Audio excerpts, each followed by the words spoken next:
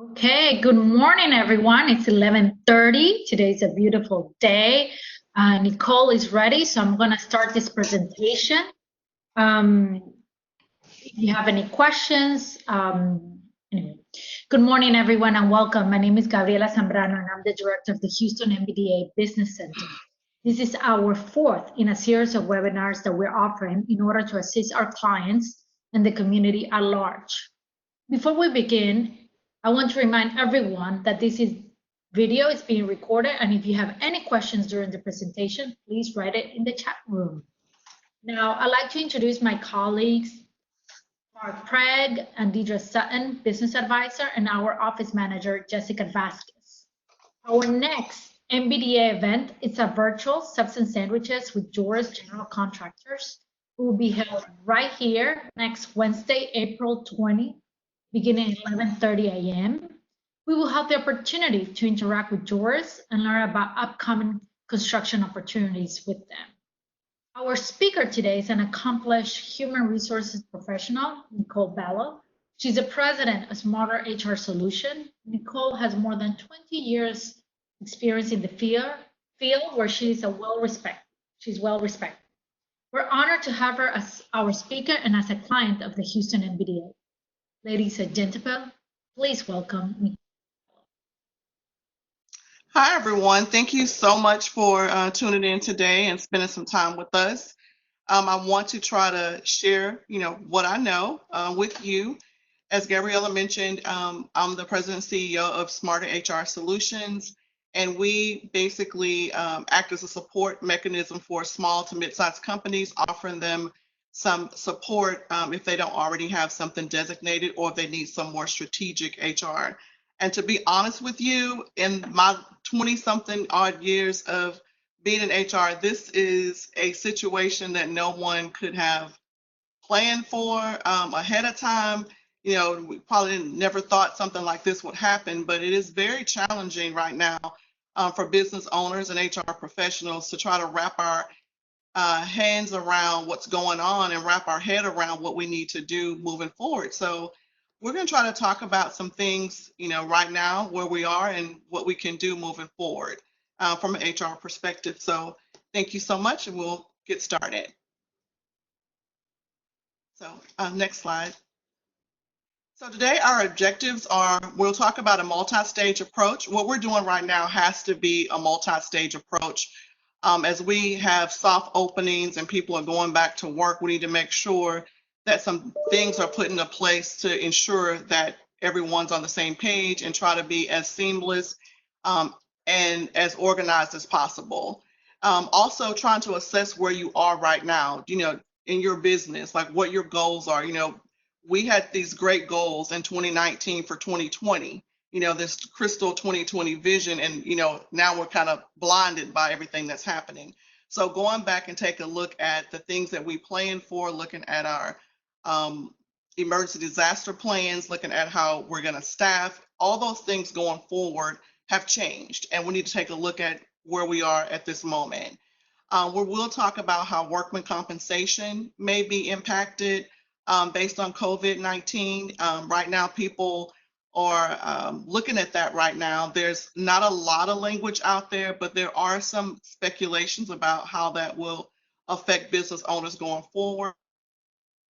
Challenges ahead. There are a lot of challenges because the hurdle keeps moving, and looks like the hurdle is moving higher and higher, sometimes daily, sometimes within the same day. So we're going to take a look at that, and also just, pausing and reflecting before we move on. So those are the objectives for this presentation today. So next, Gabriela.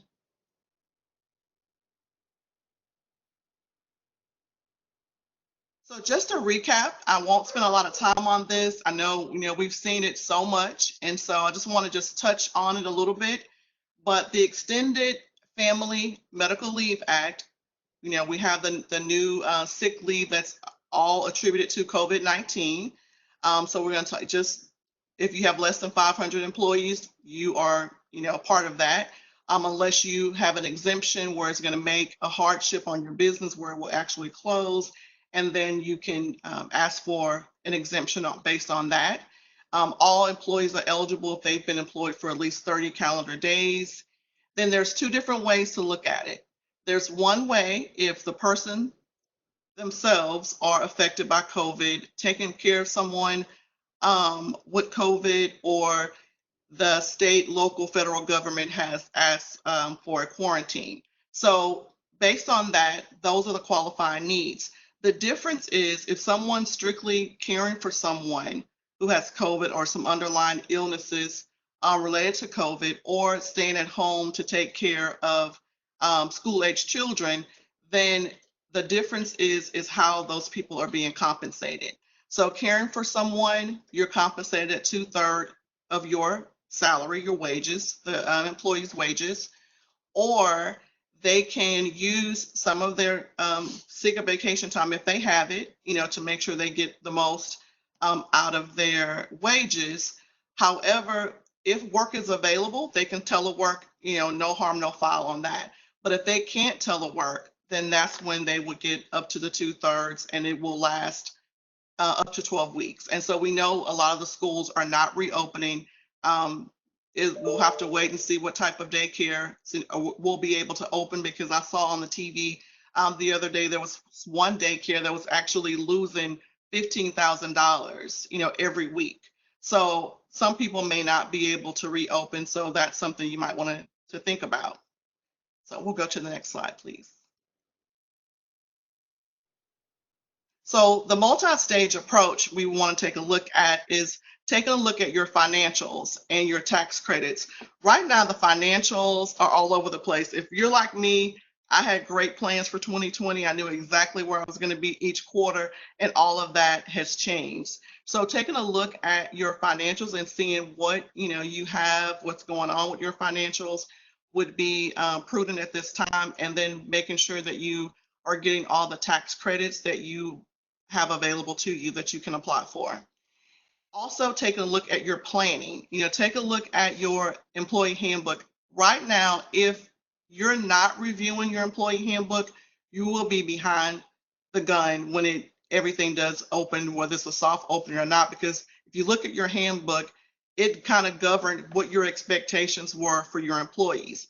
That probably has changed if there's some telecommuting going on, if different things have to be instituted as far as PPE and making sure that things are clean and sanitized and people have their distance. You may want to take another look at that and revamp that so that it's consistent with what's happening right now. Also, your emergency disaster plan. You want to revamp that and take a look at that as well. Take a look at your personnel. Who in your personnel will be able to telecommute, who may not be able to telecommute, which personnel may be more susceptible to COVID and some things that are happening right now. You want to just take an overall approach so you have top of mind the scope of your employees and your personnel base when you start to make these decisions to bring people back on to work.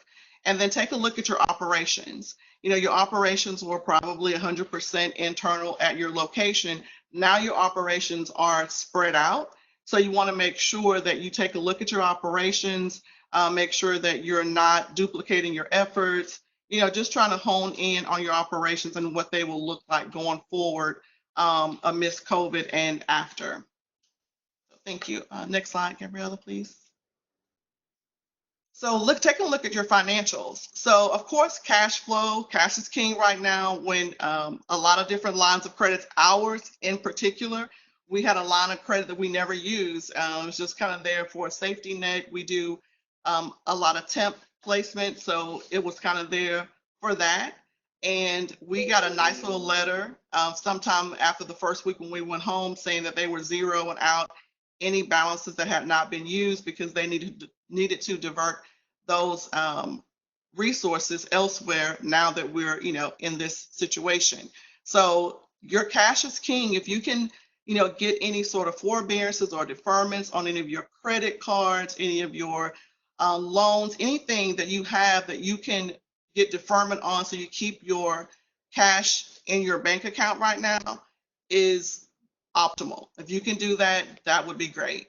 Make sure your balance sheet, is healthy, because now that we're trying to obtain credit, you may not have thought about it before, but now you want to really shape those things up so we can make sure we have the resources that we need to move forward. Looking at your credit sources, that's another thing too. If you have some accounts receivables that are out, maybe asking for like a discount, giving people a discount on those to get those funds in quicker. Whatever you can do on that realm, and then looking at your critical numbers. Making sure when you start bringing people back, you can actually afford to bring them back, and taking a look at those things. So you might have to do a gradual opening where you bring some people back on as employees, and then some people may come back on as contractors, and we'll talk a little bit about that a little bit later. Next slide, please. So taking a look at your financials as it relates to the tax credits, there's so much language out there, guys, about this tax credit. We've been working really closely with our payroll company just to make sure that we don't miss anything, make sure that you're not duplicating things you're not supposed to.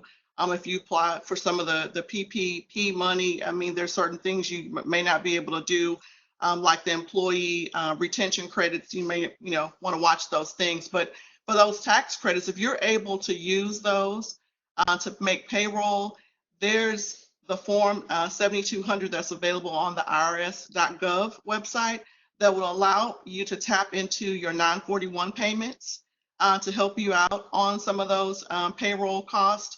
And if enough money is not in there, which we know is probably not because we've already, paid the first quarter, then you can take an advance on those payments. And so if you go onto the website and look for the Form 7200, it will tell you about how to apply for that, as well as employee retention credits as well. So I would definitely take a look at that. I haven't talked to anyone where they've used that yet, but we do know they are allowing you to do payroll and hold on to the employer's portion of the Social Security portion of the payroll. So those are some things you want to take a look at. But most importantly, if you have people that are out under the Family First, make sure that you're coding that correctly. So when it's time to go back and show that reporting, you can do that without any having any issues with that. Next, please. So take a look at your current planning. So I know we never could have planned for this. I know we should, as business owners, plan annually for the worst case scenario, but who would have thought? Like, who would have really thought that this would actually happen? So now we should really be taking more of a quarterly approach, if not a monthly approach, to our worst case scenarios and how to navigate our businesses as we navigate these waters that we've never had to do before. Pandemics, we don't plan for. It's not in our emergency disaster recovery plan. We talk a lot about floods and hurricanes. We know that, like, we know those type of things. But now we're going on to something totally different. But I would say take a look at your emergency disaster plans and think about what you've learned over the last 4, 5, 6 weeks and put something into place, because guys, they're saying that in the fall, which is not that far away, there may be a second wave of COVID that's going to come back stronger than what we have right now in the midst of having in flu season. So there might be a lot out there, guys, and we really need to make sure we're prepared for when we see it again, and we already have our ducks in a row and we know exactly what we're going to do moving forward. And so usually our disaster plans are not well maintained, but for us, we've used them. I was thinking about this the other day. We've 17, 18, 19, and now 20. We've had these disasters or, these different things that interrupted our business, and people are still reeling from, Ike. So it's a lot, and Harvey, there's a lot out there. And now this kind of is on top of all that. So we really need to make sure that we are using our information that we need to move forward, to mitigate any issues, coming up, and make sure that we know what's going on now with our employees being separated from work. Make sure that any things that have come up, make sure you put those things into your disaster plan so you guys can move on.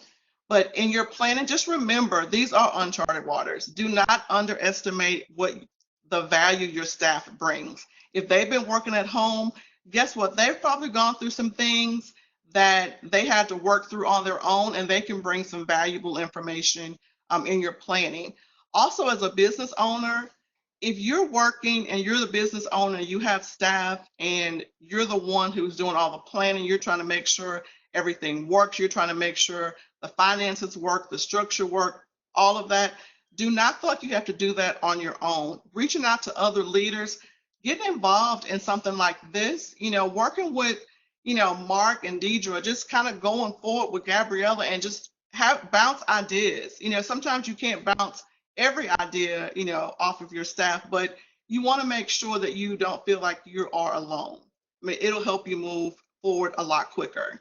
And we must, as leaders, try to lead by example, try to be transparent. I know sometimes we can't let staff know everything, but there are some things we do need to share with them because it does impact them. And now, more than everything, it impacts them because they need to know, will they actually have a job? Will they be employed going forward? And so we want to make sure that people are confident in us and what we're saying.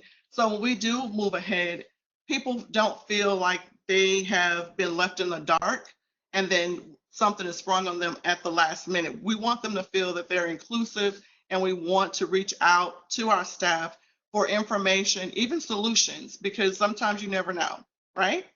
So thank you. Next slide, please.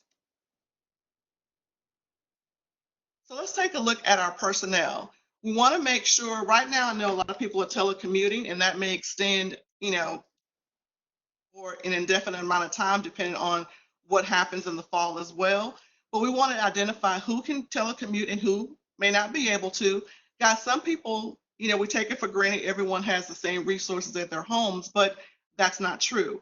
They may live somewhere where the reception is bad or the internet is not as strong. So we want to make sure that we're taking a look at people that we're going to have to, go out and work remotely, that they have the ability and resources to do so. So you may have to actually, help them with routers or different things, but you want to make sure that you do your due diligence in finding out what people need to actually be productive at home.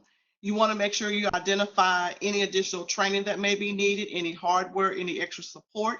You want to make sure you look at the cost of that as well. And then according to EEOC and federal guidelines, you want to make sure that within those guidelines, you're trying to identify people who may be at high risk, people who are over 60, people who may have some comorbidities. I know there's a lot of talk, I know you guys have heard it, about African Americans having a higher incidence of getting COVID and not being able to maybe fight it off as much because there's a lot of different comorbidities. So we want to just be aware of those things, especially when people are saying that they don't feel well, not to try to second guess that or micromanage that. You want to make sure you're doing what's in the best interest for your staff as well as yourself. And CDC has kind of put some things out there that they're governing, and they're watching, how those things work about in the workplace. And then you want to make sure you're revamping and creating some great remote work policies. I know, we've had people that telecommuted before, but this is a whole different, situation. We have people telecommuting now that never have before. And it's an art. It's an art to telecommuting because you have to self-manage, and you have to make sure that your employees are ready and engaged and able to self-manage. And so you want to make sure, even on the onboarding now, you may want to, try to take it a step further. Now that you know what you know about now, you may want to ask about, if this person has telecommuted before, what type of work did they do when they telecommuted? What type of resources do they have available? You might want to ask a little bit more questions, not to mention, if they've traveled outside of the U.S., if they've been exposed to anyone who was suspected to having COVID. You want to go a little bit deeper than we have before. Also now, if there's any hiring going on at the moment, They are saying that the drug screens can be delayed, not waived, but delayed, based on the fact that, some areas may not have the screen available to them, or if someone feels that they don't really want to be that close to someone for some reason. I mean, there's some different things that are happening right now with that, but by all means, the employer is able to do those screens randomly at any given point in time. So those are some things you might want to take a look at. Next, please.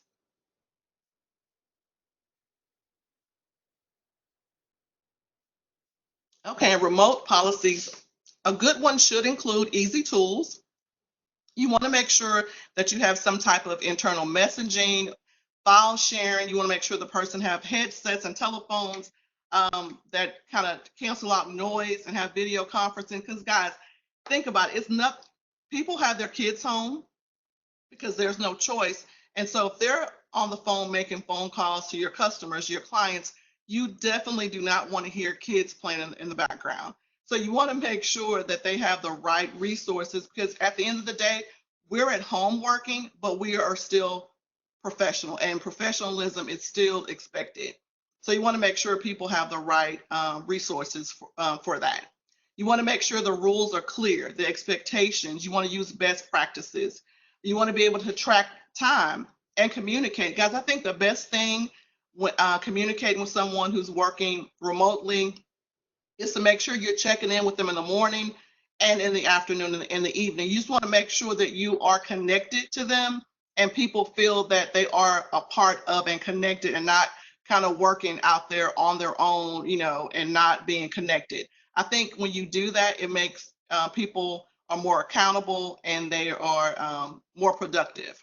And so you have to be able to measure that accountability. So if it's, you know your business, you know how long it takes for something to get done, you may want to start taking a look at those and putting some processes in place.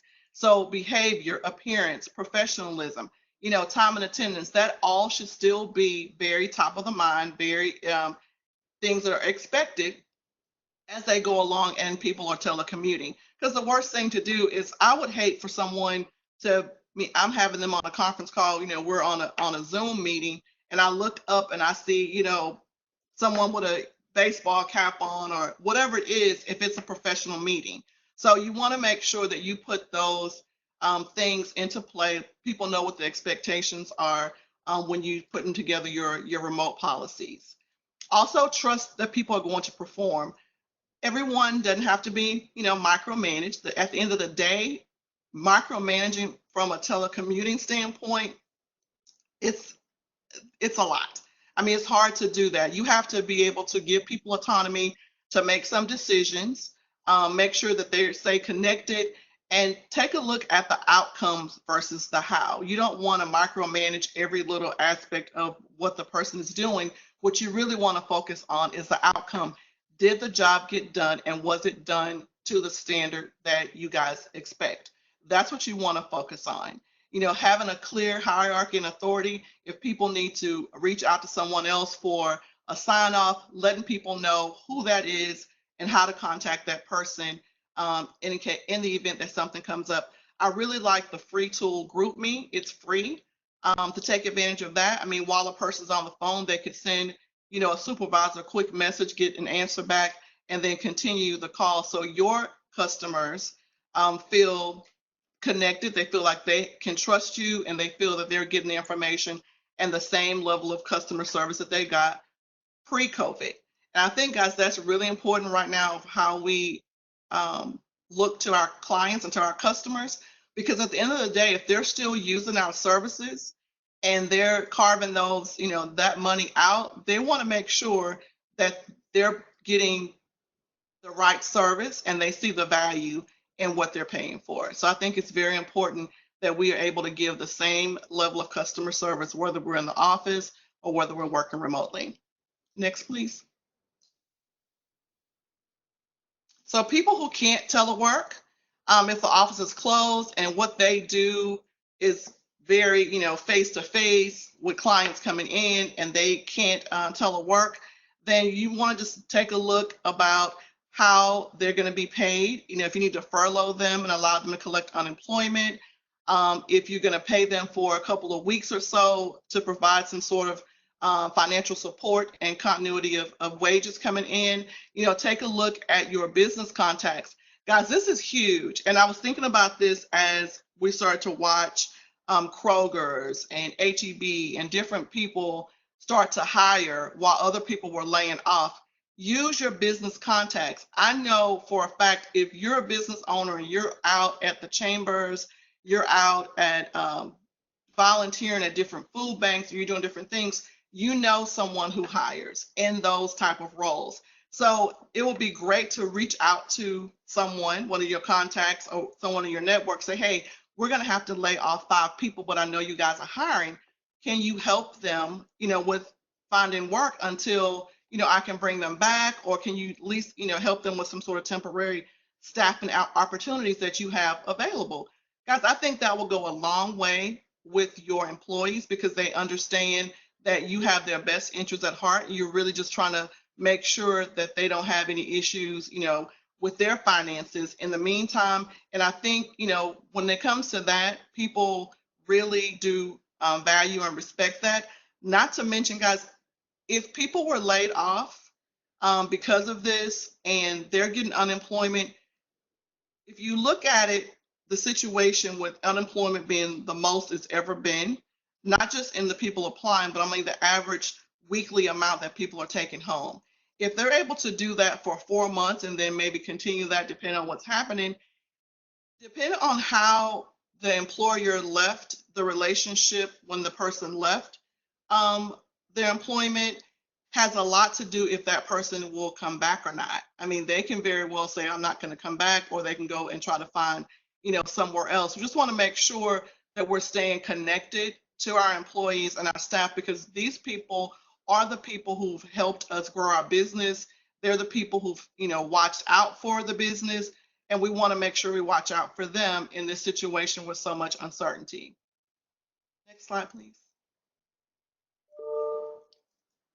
So take a look at your operations that we talked about. So you want to look at your current financial situation, analyze your cash, try to trim any expenses, things that you didn't even think about as an expense. Sometimes when you take a look at, you go back, I've gone through our bank statements at least 3 times, and I'm looking at things that we've paid for, and I'm just like, okay, we don't really need that. We don't really need that. I don't really have to have that, and start trimming some of your expenses so you can have your cash on hand to pay people or to pay yourself, whatever you need to get your business up and running.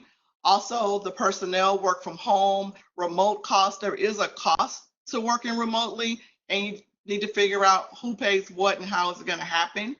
And the increased risk for COVID exposure when people, come back to work. So take a look at that. And then your customer, take a look at what they need and how you can best support them, because at the end of the day, their needs may have changed. And if it's in your wheelhouse to change some of your services to support your customers, I would definitely take a look at that.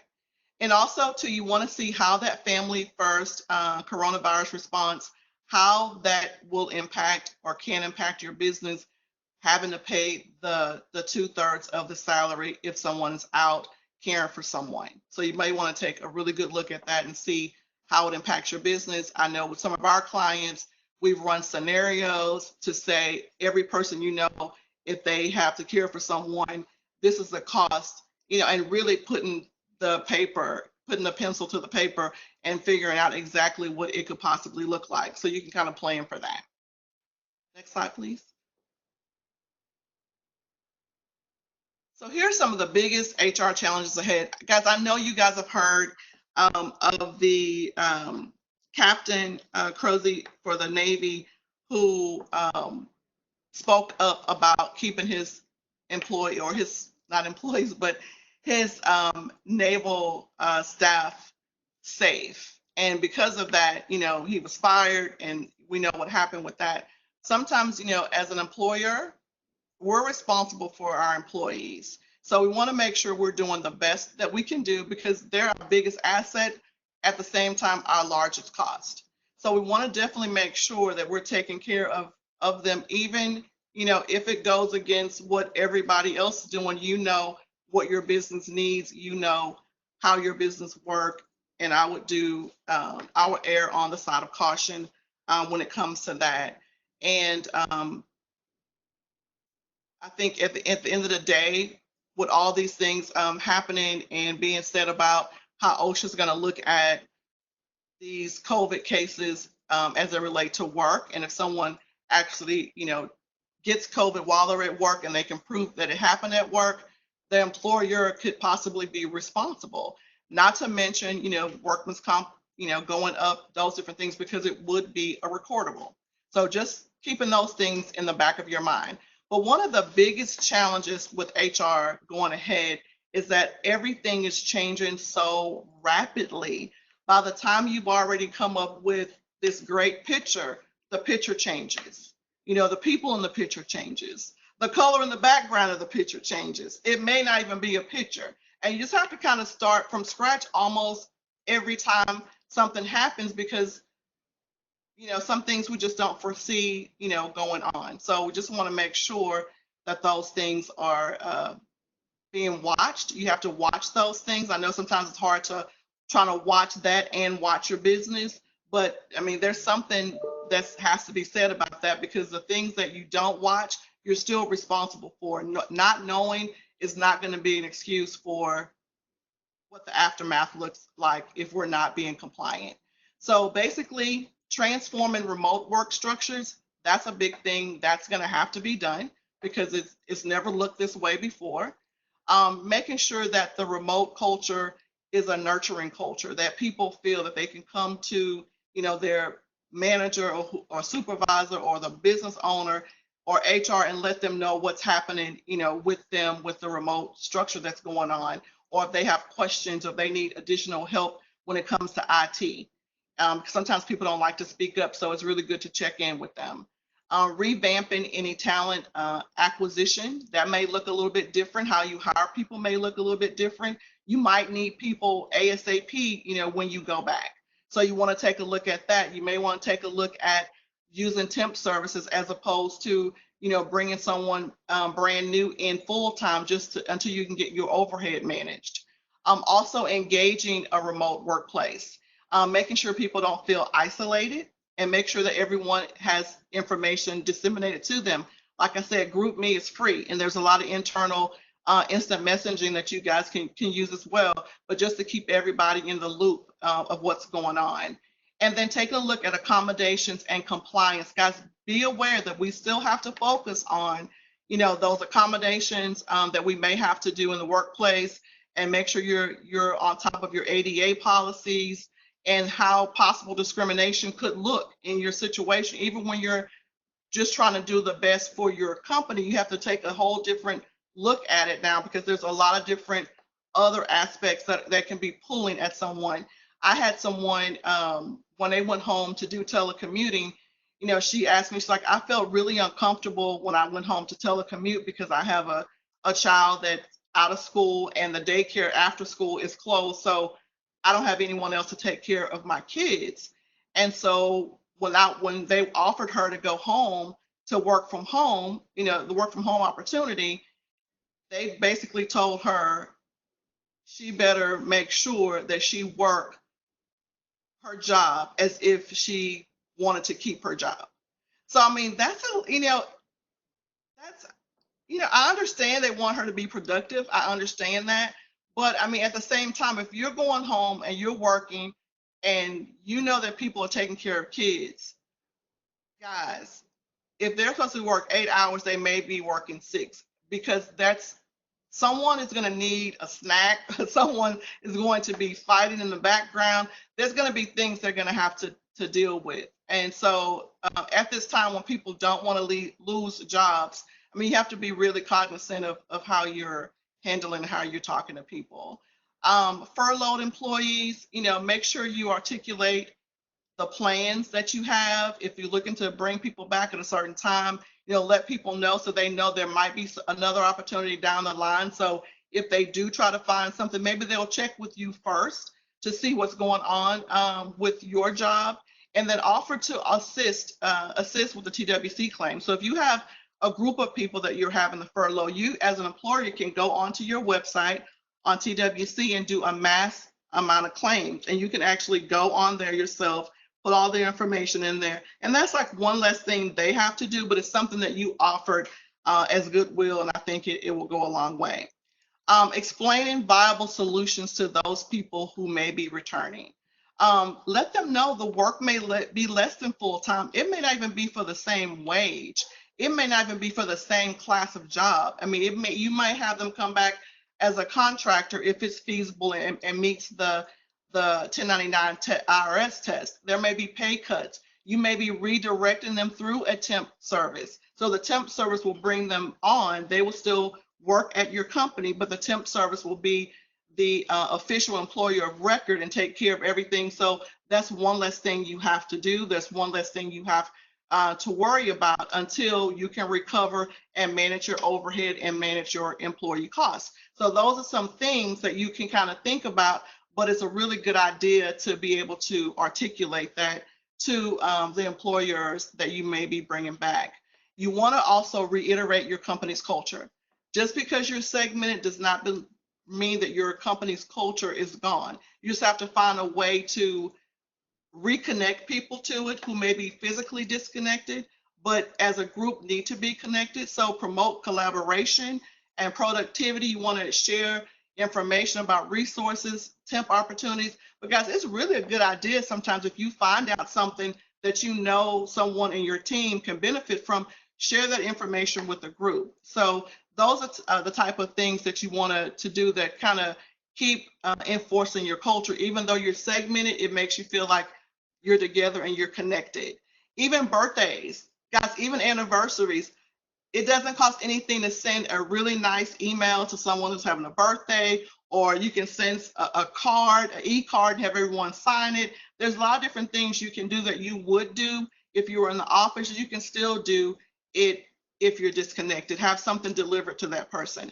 There's a lot of things you can do just to make sure that people feel that they're cared for and that they are needed and they feel that they're being a part of the team as we go forward.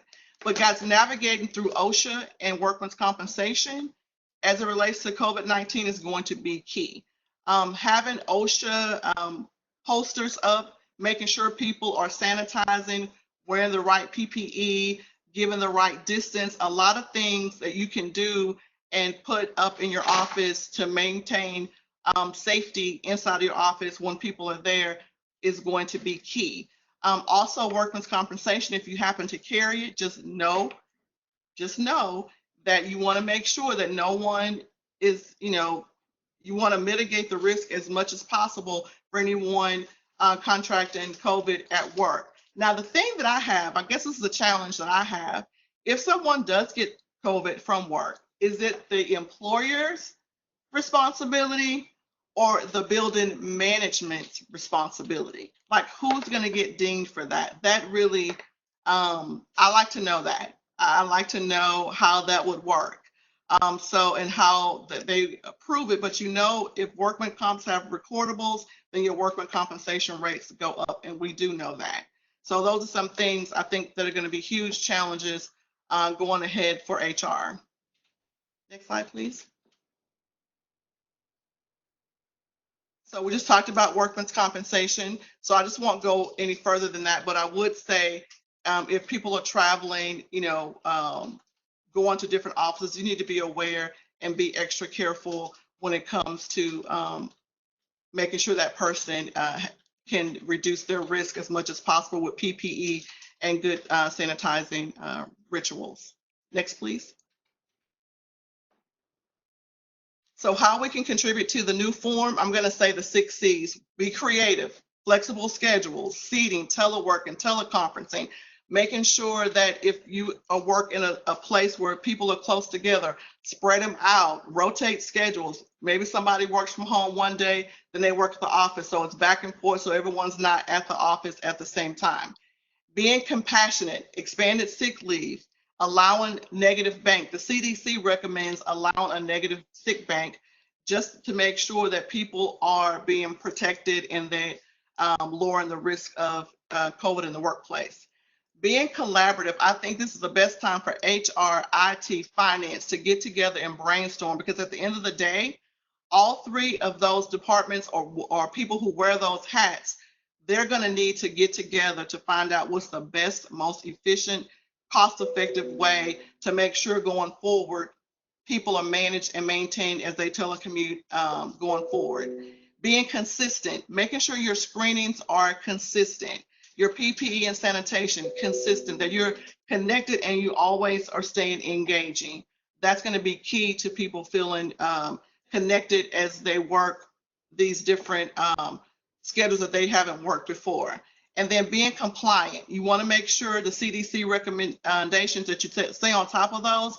But the main thing is the record keeping and coding absences. If you're looking to get money back for keeping your employees employed during this time, they're going to want to see all of these coded absences, the records that has been kept, why a person was out, what situation went on. They're going to want to know all that information before they start to give those credits out. And guys, the last thing I think is the most important, just chill out for a minute. I mean, it's a lot for everybody. But sometimes when we are so wrapped up in it, we don't see all the other creative things we could have done because we haven't even given ourselves an opportunity to take it all in, breathe, and exhale, and just look at it from all angles. So you want to make sure that your policies are in place.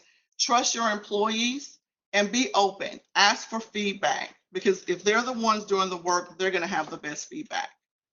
Next slide, please.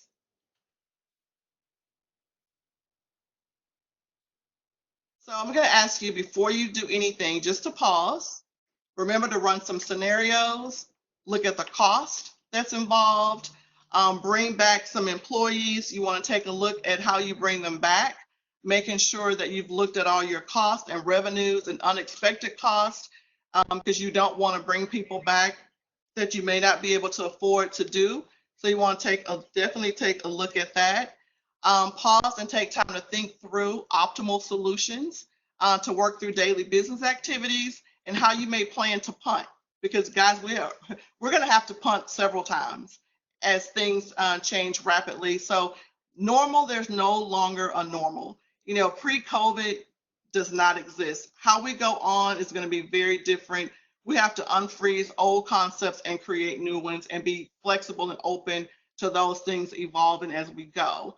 But pause and rethink management styles. Micromanagers may have to tweak their style to focus on outcomes. So you want to make sure that we're doing that.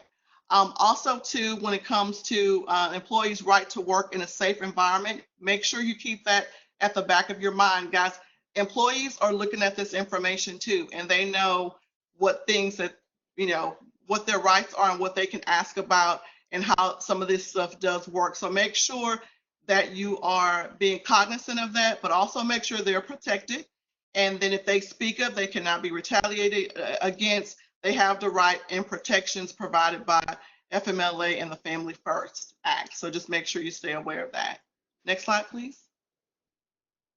So guys, it's open for discussions. Let's talk about it. Let's ask questions. If you have any questions that you think are personal or confidential, please feel free to email me and I'll email you back, or we can chit chat on the phone.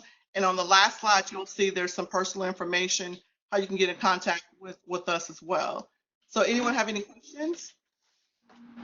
Hey, Nicole. Well, thank you so much for everything that you've been doing. I have a couple of questions. I know it's kind of hard to manage this WebEx, so I'm going to ask you a couple of them, okay?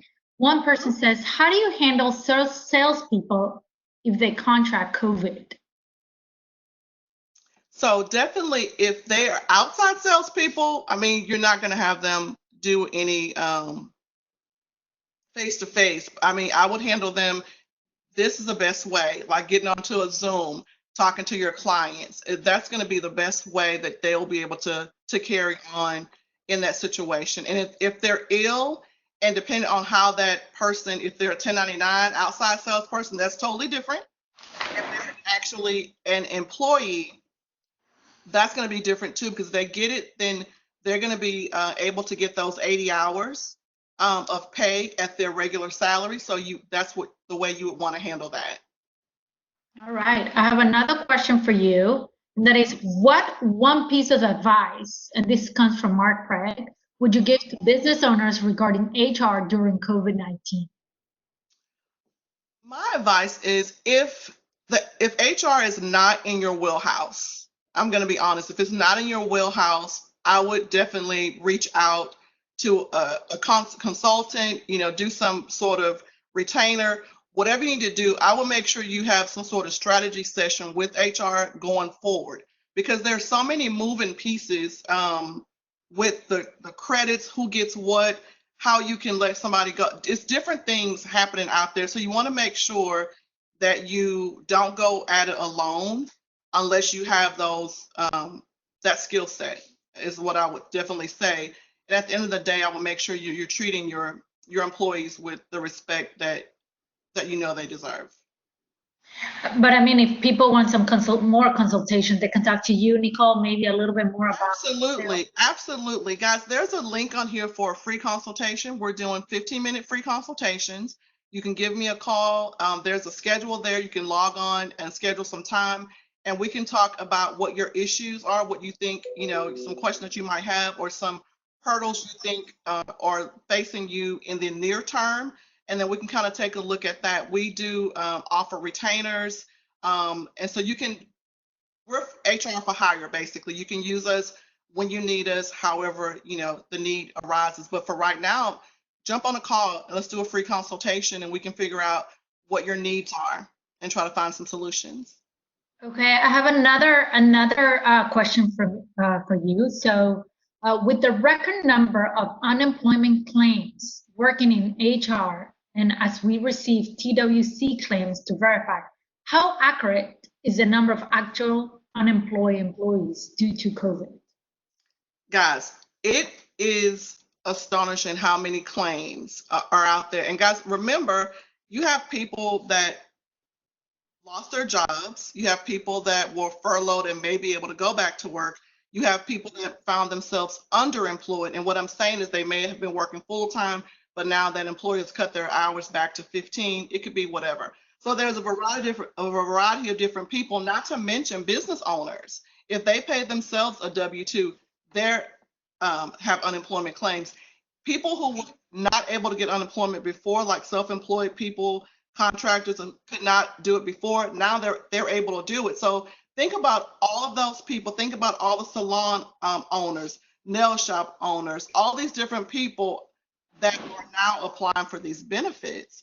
It is a lot. They're saying that it may actually run out within the next 4 to 6 weeks. That's how much it's out there.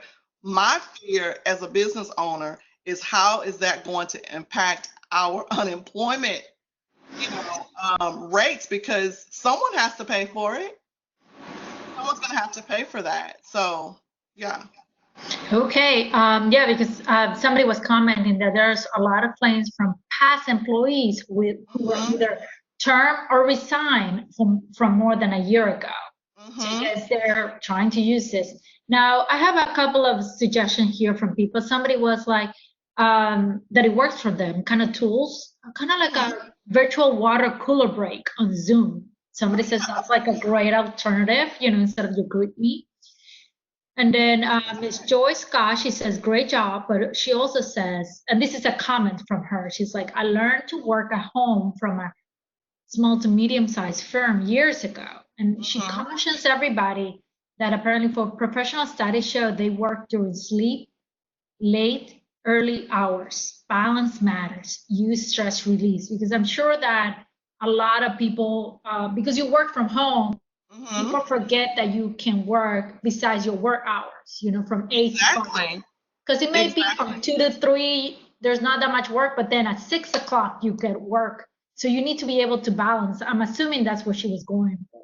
Right. You have to be able to be flexible when you work from home. Working from home is an art. I mean, and I'm saying that because everybody, if you've never done it before, it is a transition. I mean, it is a transition working at home. But you're absolutely right. If it does not, if your job does not require 8 to 5 because you're calling people during those times, I work my best late at night. I mean, once everything is clear and quiet, I can just work all throughout the night. You know, I'm a night owl anyway, so I can get a lot done. So if that's the situation and you have people working at home, you know, that's what I'm saying. Be flexible, relax. I mean, don't try to micromanage the how, just focus on the outcomes. You know, if someone's not coming up with the outcomes, that's what you should probably be focusing on. Well, I have another comment here for you, Nicole. It says, thank you for the training. I have been on multiple web training, and this one is one of the best thus far. Thank you so much. Thank you. I appreciate that. So I think that really speaks very highly of you, Nicole. And of course, you know, Houston MBDA, we're always counting on your support and the struggle. Is there, I don't see any more questions. I don't know if people are thinking about it. Maybe this was a lot of information passing around. I believe, if I'm not mistaken, we're going to be sharing the PowerPoint either later today or tomorrow, and then the video will come out in a couple of days. Does anybody have other question? And if not, any other thoughts you might think about it, Nicole? Yes, and one thing I would like to also share is that we've been doing HR Cafe on our Facebook page. And now during this time, we're actually going to open it up for this type of things. So every Wednesday at 12:30, from 12:30, we're only on there for 15 minutes. So it's really quick, but to bring your questions and we'll answer those questions because the questions are evolving as this whole thing evolves. Things are different than what they were. And let me play a little bit of devil's advocate. I wanted to do this because I thought about this yesterday. So, you know, as they're bringing back the PPP loans, right? Everybody's been, you know, talking about trying to get and, you know, not being able to get those. I'm wondering, you know, when they first started, it was $10,000. Then it went to like $1,000 per employee. So let's just say someone had, let's say 7 employees, and they end up with getting 7,000, as opposed to getting 2.5 times their actual average payroll from 2019. Would they be eligible for the rest? Or is it just a done deal? Like if someone knows that answer, please let us know because that was one of the questions that came up. I'm like, I don't know. That's not my wheelhouse, you know, the whole tax situation, finance, that's not my thing. But I'm like, that's a good question. Like if they open it back up, do you get the rest or, you know, too bad. You already got in yours and you got off the line. So I don't know. You're like, well, maybe that's something, a question for their own banker, and you can talk to them because probably it all depends bank from bank since it's they're managing this. Feel free to send us a questions and we'll get an answer. Also, send us an email to us, Nicole, at mbda@hccs.edu. We know people, partners that can help us ask questions, and we can forward that to the right person. So just, you know, I know Mark Pratt, he's your go-to guy. So send him an email as well. And I'm sure he'll get you an answer. And for anybody else, if you guys want to help our answers, I want to leave without, you know, I want to make sure you guys have all of our information. The Houston MBDA continues to work. If you want to contact us, you can call us at 713-718-8970, or you can send us an email at mbda@hccs.edu. Thank you again, Nicole. It was great. It was wonderful. I think, like you said, it's a lot of information for small companies to deal with HR and all the changes that they have to go through. So, so yes. So, and again, people continue to say, great seminar, Nicole. So thank you so much. I really appreciate this. And everybody, have a good day. Thank you, Nicole. Thank you, everybody. You're welcome. Thank you for having me. Bye. Bye-bye.